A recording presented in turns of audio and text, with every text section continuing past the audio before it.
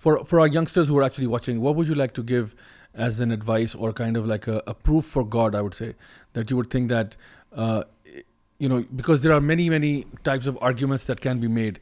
The challenge, however, is that we sometimes look for the easiest, simplest one that can, one size fits all kind of thing. If you were to pick one of them and you were to say, if you know this and if you've mastered this and if you understood it, then inshallah you'll be able to give a good message to people who might be away from it, maybe kind of wake them up to the reality of who Allah is and the reality of what is inevitable, meaning the Day of Judgment.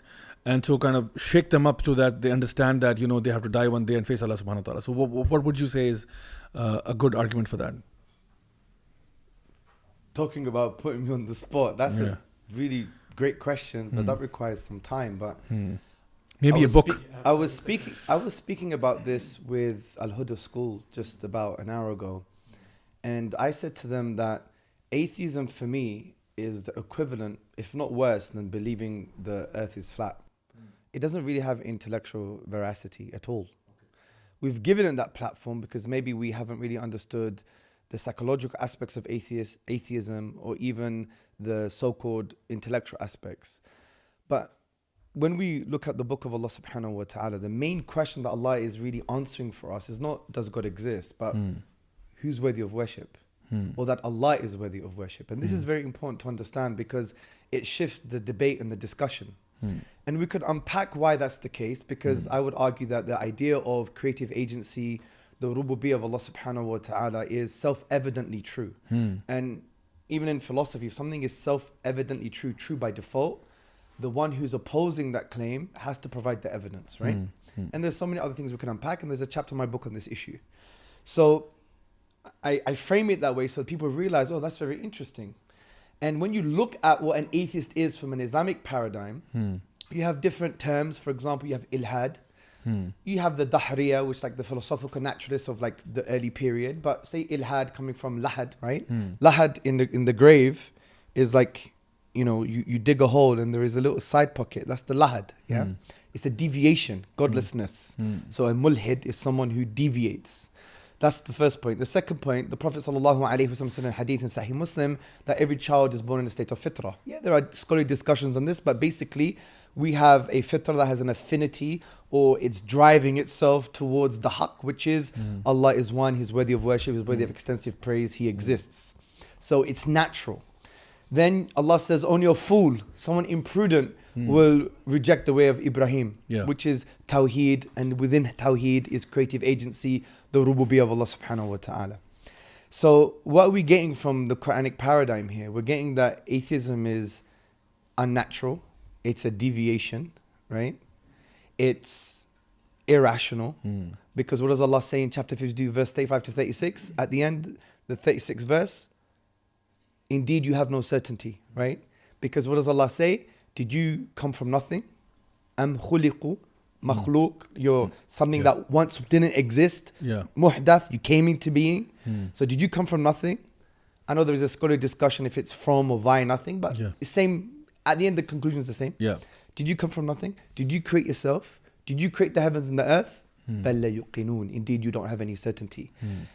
And I gave them just basically an explanation of these ayat. Wallahi, I've used these ayat against philosophers, thinkers, humanists, liberals, secularists, some of the greatest atheists, and I am telling you, they have had no response as a counter-defeater. They may have some shubuhat here and there, but as a undercutting defeater, nothing. Yeah, and it's from the Quran.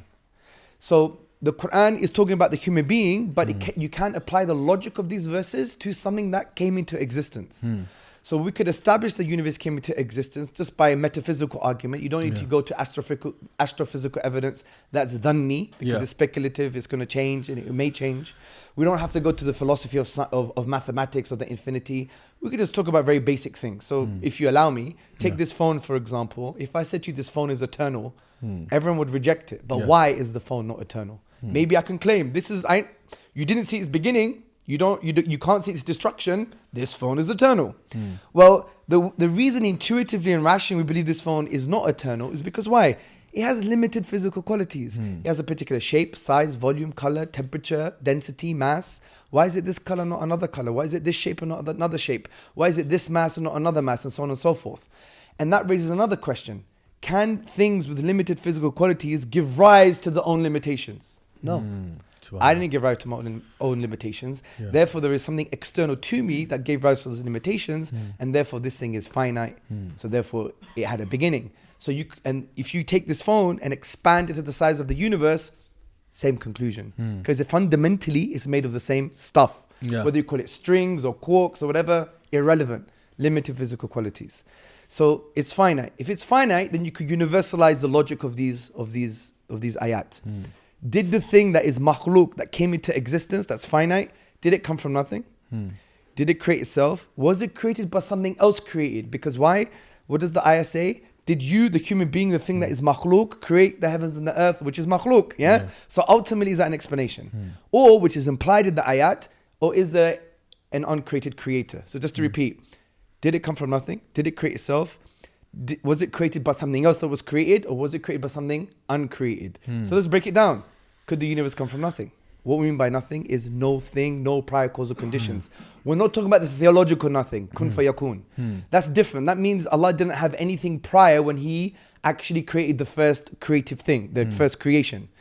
Allah was there, so you can't say it's nothing at all. His irada and qudra were the prior causal conditions to bring the first creation into existence. So we're not talking about that type of nothing. We're saying no thing, no prior causal conditions, no thing at all. Can something arise from that? No. Because when you have kuch nahi, nothing, and more kuch nahi, and more kuch nahi, you're going to get? Kuch nahi. 0 plus 0 plus 0 is 0. Something with no property, with no potential, no prior causal conditions, nothing at all. It's impossible. And if they claim that's the case, then they're irrational and absurd. Because it's the equivalent of me shutting my eyes, counting to 3, and after 3, this whole room has disappeared. And I should say it's perfectly fine. How can that be perfectly fine? Because it's irrational. There must be an explanation how it disappeared or it's gone into nothing. Because if you could accept the universe coming from nothing, you should also accept this building, this room to disappear for no reason at all. And that's logically absurd. So it couldn't come from nothing. Couldn't create itself. Very easy way of doing this. Did you create yourself? Can your mother give birth to herself? This implies that something exists and doesn't exist at the same time. Last point. Well, penultimate point. Was the universe created by something else that was created ultimately? Many may argue, well, this universe was as a result of a prior universe. Okay, no problem. Is that an ultimate explanation? No. Okay, if it's not an ultimate explanation, let's explain that universe that created this universe. Oh, it was another universe. Okay, no problem. What created that universe? Another universe. Oh, okay, what created that universe? Another universe. If that goes on forever, we will never have today's universe, right? This is not the infinite regress of events, it's the infinite regress of causes. It's absurd, So, in order for this universe to come into existence, you had to wait forever in order for it to come into existence. But forever never ends. And if it's true, it's a forever chain, we would never have this universe in the first place. So Ibn Taymiyyah and Al-Ghazali basically affirmed this point. So what does this mean? There must be an uncreated creator.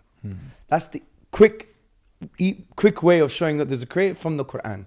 And I believe the Quran arguments are the best arguments. And I believe they could also be universalized. So you don't have to believe in revelation to accept this argument. These are universal. Yeah, you can universalize it. So from that perspective, you could show there's an uncreated creator. And there's other things that you can rationalize, but we could just go to the next point really quickly. If there's a creator, then he's worthy of worship. He is worthy of your adoration, of your obedience and your worship. There's many reasons for that, but let's take one very quick reason. If Allah is Al-Khaliq, He's the perpetually creating, He's Al-Khalaq, the perpetually creating, He's Al-Khaliq, the creator, then He created everything.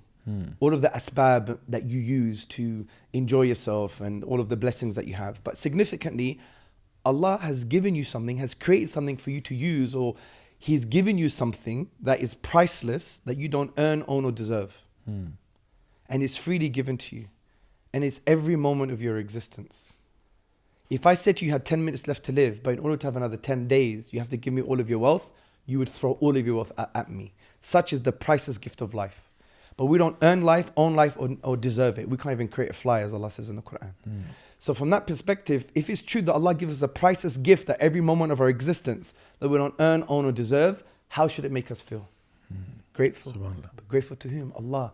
And gratitude is a key to worship. It is a form of worship, right? As we know in Kitab, Surah Al-Fatiha, the first, depends what opinion you follow, but the main verse, all perfect praise and gratitude belongs to the Lord of everything that exists. True. So, and how do you express your gratitude? Through worship, acts of worship. How do you know what these acts of worship are? Following the Prophet Sallallahu Alaihi Wasallam. So that's very quick nutshell. It was a powerful question, Allahu but Akbar. I would use the No, you summed it Quranic up really well, argument. I would mashallah. use the Quranic argument. Alhamdulillah.